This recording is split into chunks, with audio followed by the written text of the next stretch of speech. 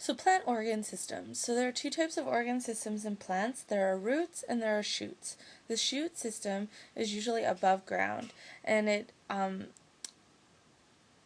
elevates the plant above the soil. So it performs many functions including photosynthesis, reproduction and dispersal, and then food and water conduction. The shoot system also includes the leaves and the reproductive organs.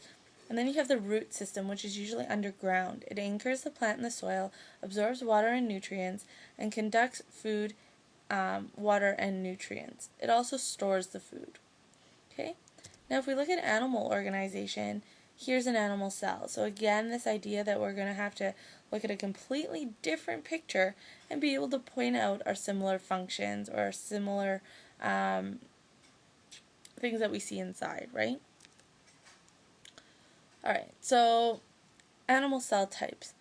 We have muscle cells. So these are elongated and tapered on either end, and they move parts of the body. We also have skin cells, which are flat and thin.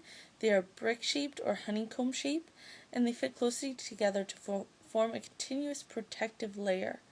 We have nerve cells, which are long branched fibers running from the main parts of the cell, and they carry nerve signals from one part of the body to another. We have blood, which is thin and disc-like, and they carry oxygen in the bloodstream. And then finally, bone, which is thick mineral matrix, and it provides our support, right?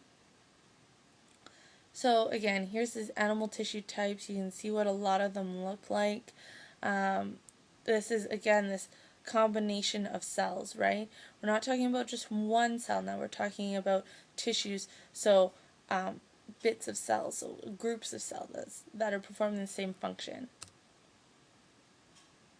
And now we have systems, right?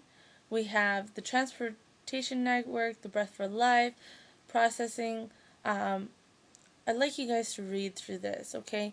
These are our different systems. We have at first at the very top the circulatory system, then the respiratory system, then we have underneath that's the digestive system.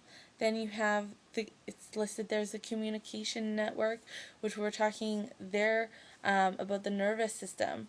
So waste removal network, that's the excretionary system, and then you have all of these other smaller networks inside. We're going to talk there a lot about the sensory system or sensory network. Okay, and we'll talk about some of the systems in the next video.